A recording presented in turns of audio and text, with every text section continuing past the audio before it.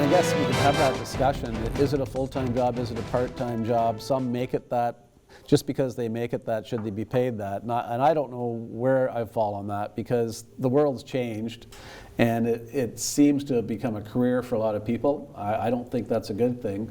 But career politicians, it's not like it's an hour every week where you go down. Now people get immersed in it. You look at some of our councillors have 10 portfolios. So, Joelle, you spend the most time with council now. Is everybody happy about this increase? And what do you think as an observer? Is it something that we needed to do in Peterborough? Oh, that's an interesting question. Well, I can't make up my mind. It's one of those issues where I can really see both sides and I can really understand both arguments. Like, it's a full-time job for me to read and keep up and follow them around and report on them. So it can't be, it has to be a time-consuming endeavor to be a city councillor. And I think they feel the weight of those decisions that they make on their shoulders, right?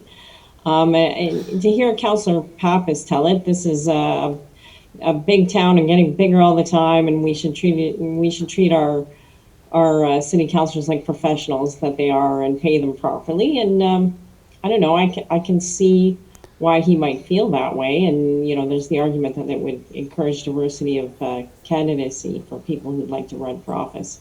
But on the other side, I really like Jim's editorial today that suggests that they're not city managers. They're supposed to be bringing the way you put it, Jim. I think you said a neighborhood level interpretation of policy, and you're representing citizens. Is it really a profession, or is it a calling? Is it a bit of community service?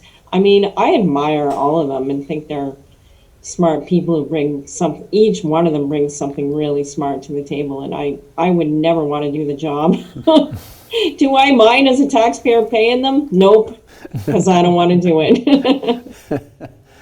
It's definitely can be a thankless job. Now we have two people out of the four of us, maybe 2.5, who have looked at potentially political office. So I want to get your opinions on pay, Paul and Jim. Well, I guess my first thought is it's like anything else, right? Some people are worth the money, some people aren't, and or worth more money, and some are worth less, right? I mean, the playing field is not equal in terms of the amount of time people put into it and what you get back for it. Voting yourself, perks and raises. I wish I had that opportunity at Peterborough this week. I would have wrote a number on a piece of paper and just, here we go, this is what I want. But it doesn't quite work that way. But, I think that I just have a particular issue with people voting themselves their own raises and perks. I think it should be, and I defer to Jim because he probably has a better idea than I do. But I think at one time it was probably looked at by a committee or an outside committee that made recommendations. And if that's not happening anymore, why is that the case? And they need an outside body that kind of grades their work and determines what they're worth. And I won't sit here and argue whether that's enough money or it's not enough money, but I think the process needs more oversight for sure, outside of council. And Jim, you remember there was a committee, but I do believe they were all pretty fiscally conservative, if I remember a few years ago. They've tried a lot of different approaches, and there have been twice, I think, been citizens committees. And the problem in the past was always that the committee came in and made a recommendation, and then council had to approve it because it's a spending of city money that's part of the budget, and councillors were reluctant to approve when they were raising their own salaries, a lot of them, and so they came up with this saw-off where they would approve an increase as they have this year. There was no salary increase, but the new benefits that would kick in for the next council. So in that way, you're not running for council and then giving yourself a raise. The next time you run, everyone knows that you voted or didn't vote for these new benefits. And I think that's a fair system.